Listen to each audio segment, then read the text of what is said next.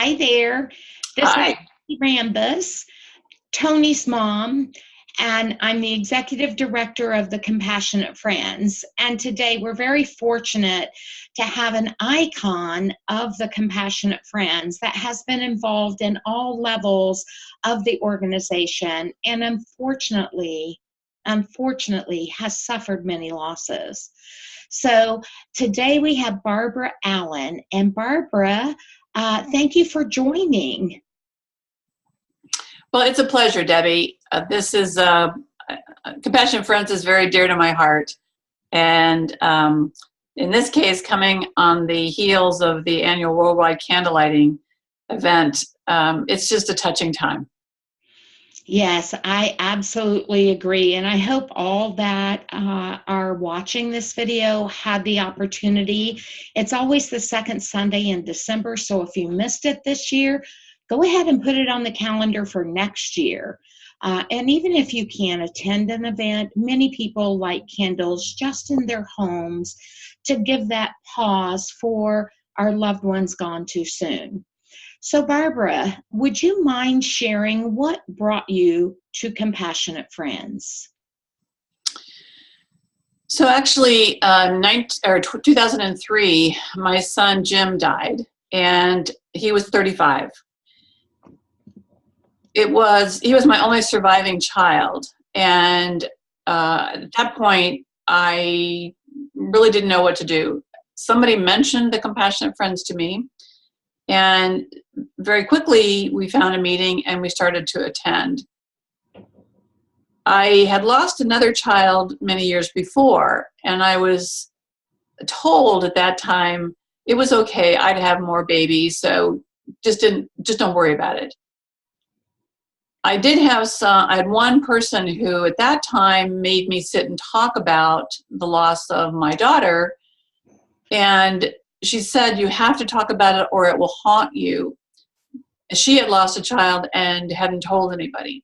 So we came to Compassionate Friends, and actually I had already lost two brothers also, my brother John Roger and my brother Bill.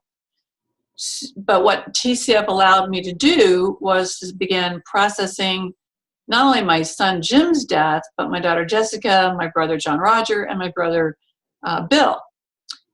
Subsequently, after a couple of years within Compassionate Friends, my niece died. And it was on the eve of a candlelighting. So we literally flew home the day after her funeral, and because of our involvement in the chapter, managed the candlelighting that night. And then recently my brother Tom passed.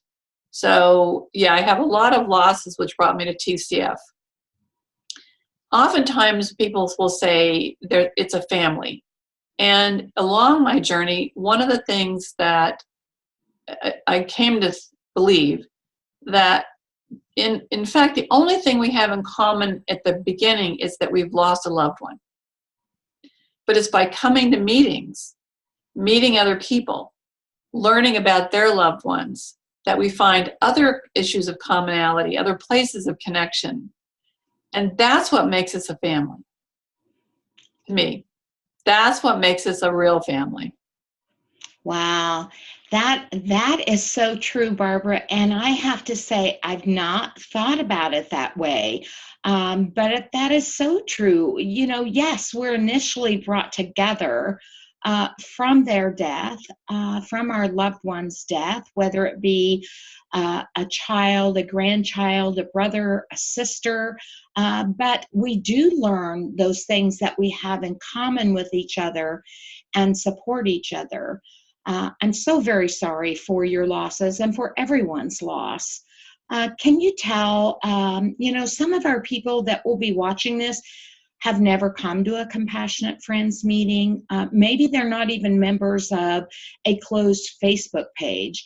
So would you mind sharing some ways that you find Compassionate Friends helpful to others? Well, there's many.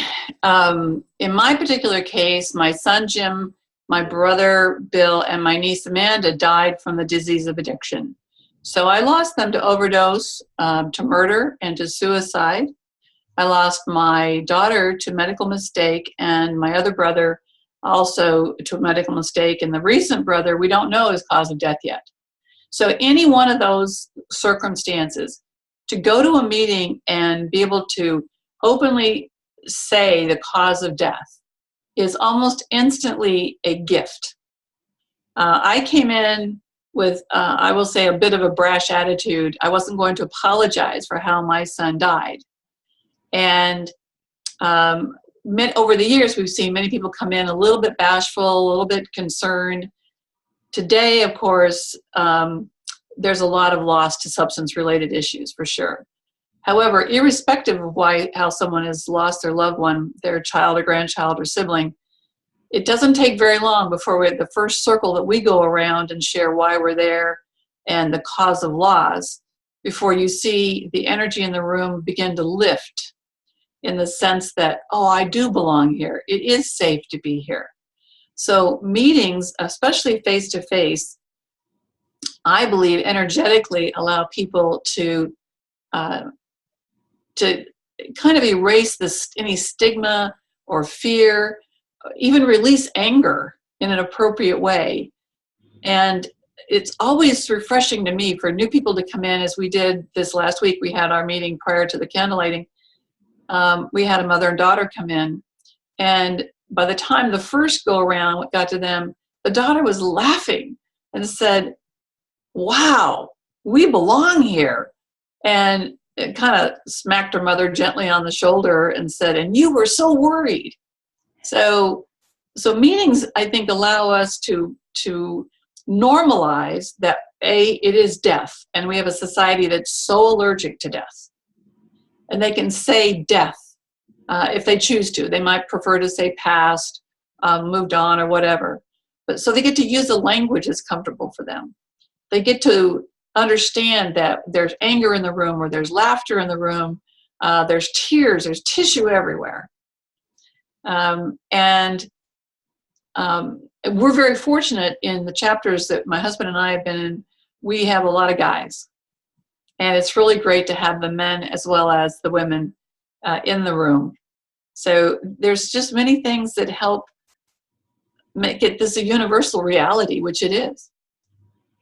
Yes, and I agree. I think we all, in some form or another, come to the defense of how our children died. I know in my own situation, my son had drowned, as you know. And so initially, as I would explain to people that he drowned in our pool, then I'd go into this dissertation of how safe our pool was and how he was fit, how he was a good swimmer, how he could have reached the side. And then I realized it was all because I had that guilt, and I didn't have to explain that with my compassionate friend's family. It didn't matter. It just didn't matter. And really, as you said, finding those commonalities, many times it's their life. And that's what we get to, is celebrating their life.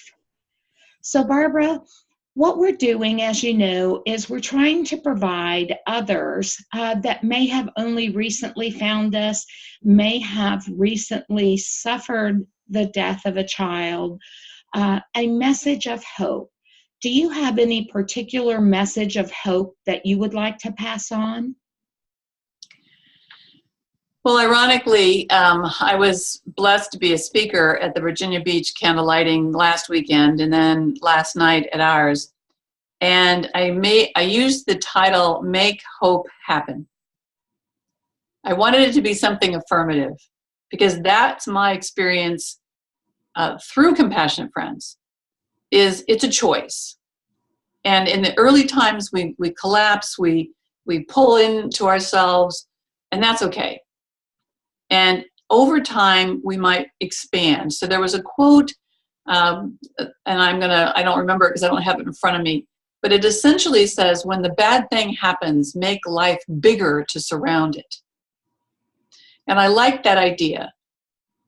Another quote that helps me is that through Compassionate Friends, through the ability to talk out my grief, to understand it, to have permission to cry and get angry and whatever, and then to meet so many amazing people, and not just in the chapter, but at the conferences.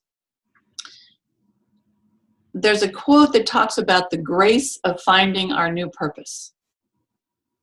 And I love being a mom. I didn't have any surviving children. What was my purpose? I had great careers, but that was to take care of my son.